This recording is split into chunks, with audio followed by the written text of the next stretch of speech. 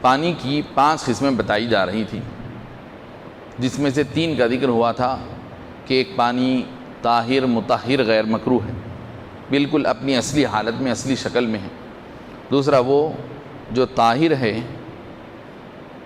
اور مطہر ہے مگر مکروہ ہے، اس میں تھوڑی کراہت آ گئی، تھوڑا سا پانی ڈسٹرب ہو گیا ہے۔ تیسرا وہ طاہر ہے مطہر ہی نہیں ہے، یعنی یہ بہت زیادہ تھوڑا سا اس پر اثر ہو گیا کہ پانی پاک تو ہے لیکن پاک کرنے کی صلاحیت اب اس میں باقی نہیں رہی، یعنی اس سے وضو اور غسل نہیں کیا جا سکتا ہے۔ تو وہ کون سا پانی ہے جو ہے تو پاک لیکن وضو اور غسل کے قابل نہیں رہتا ہے؟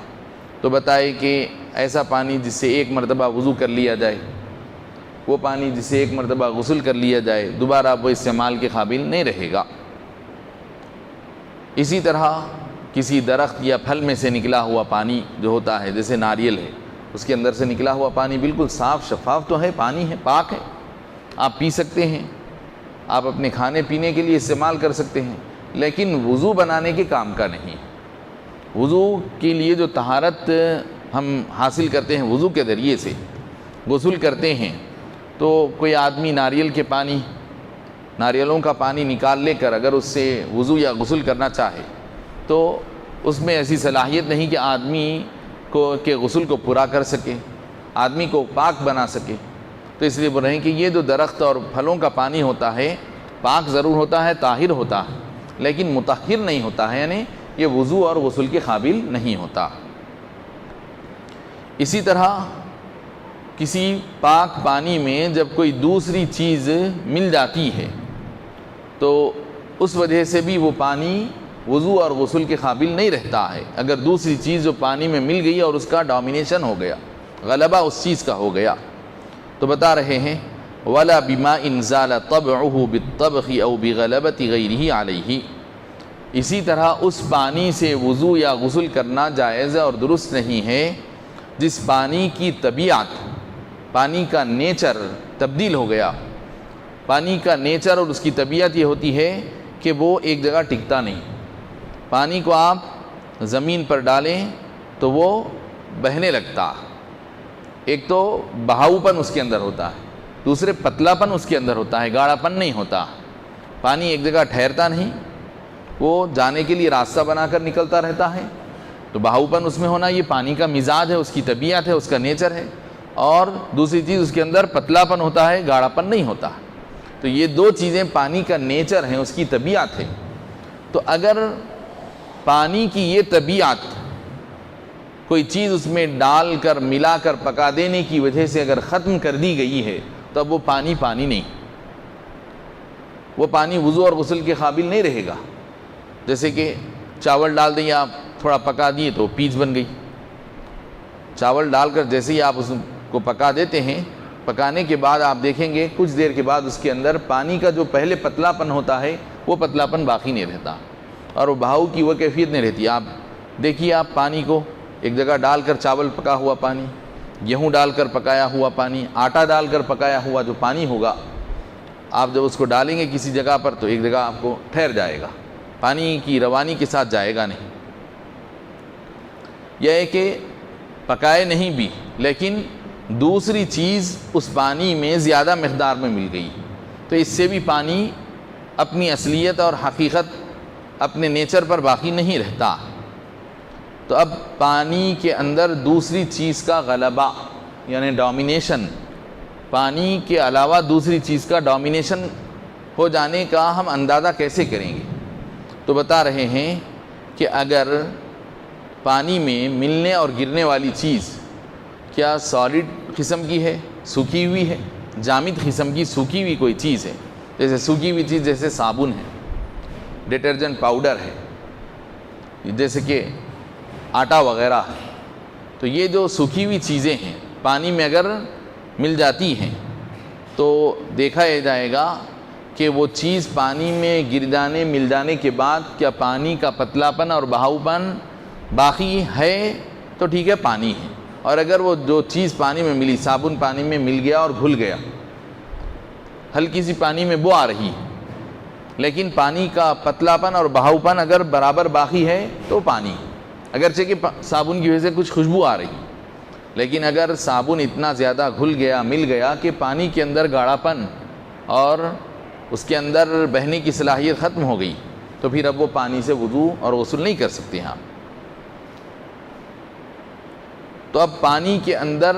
گرنے اور ملنے والی چیزیں دو قسم کی ہو سکتی ہیں، یا تو وہ لکوڈ گرا ہوگا پانی میں، یا کوئی سالڈ چیز گری ہوگی، یعنی کوئی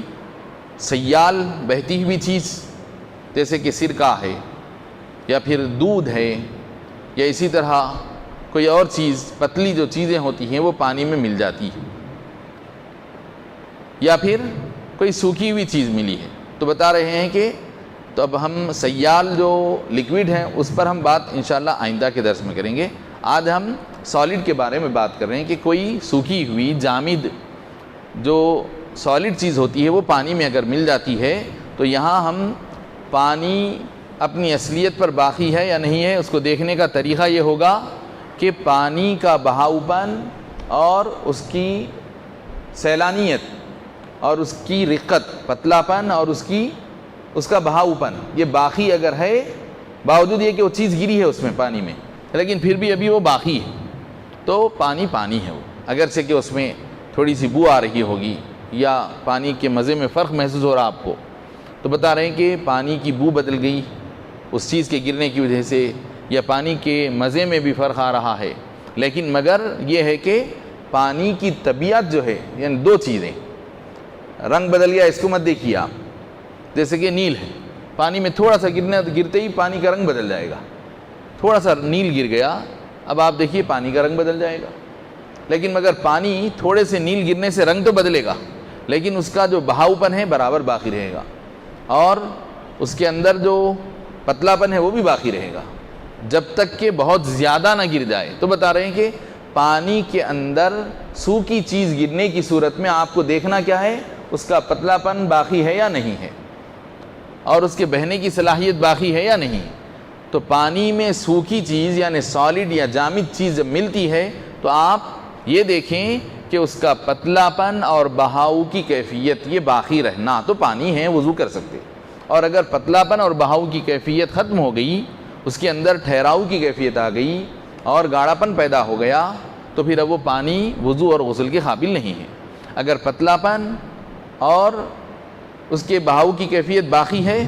تو وہ وضو کے اور غسل کے قابل ہے، اگرچہ کہ اس کا رنگ بدل گیا ہوگا، بو بدل گئی ہوں گی۔ تو بولے کہ رنگ بو بدلنے کا اعتبار مت کیجیے آپ، کیا چیز دیکھیے اس کے نیچر کو کہ پتلا پن اور بہاؤ کی کیفیت۔ تو یہ ایک بات ہوئی کہ پانی میں اگر کوئی سالڈ چیز ملتی ہے تو کیسے ہم اس کا اعتبار کریں گے کہ پانی زیادہ ہے یا وہ گری ہوئی چیز زیادہ ہے، اس کو پہچاننے کا طریقہ یہ۔ اب رہا لکوڈ، اگر سیال چیزیں ملتی ہیں مائعات تو اس کا کیا ہوگا انشاءاللہ آئندہ ہم پڑھیں گے۔ وصلی اللہ تعالی علی خیر خلقہ سیدنا محمد وآلہ وصحبہ وبارک وسلم اجمعین، الحمد للہ رب العالمین، وصلی اللہ تعالی علی خیر خلقہ سیدنا محمد وآلہ وصحبہ وبارک وسلم اجمعین۔ ربنا آتنا فی الدنیا حسنۃ وفی الآخرۃ حسنۃ وقنا عذاب النار، رب اغفر وارحم وانت خیر الراحمین۔ اللہم اعنا علی ذکرک وشکرک وحسن عبادتک، اللہم انا نسألک العفو والعافیہ والمعافاة الدائمة في الدين والدنيا والآخرة، وصلى الله تعالى على خير خلقه سيدنا محمد وآله وصحبه وبارك وسلم أجمعين، والحمد لله رب العالمين۔ سبحان الله وبحمده، سبحانك اللهم وبحمدك، أشهد أن لا إله إلا أنت، أستغفرك وأتوب إليك۔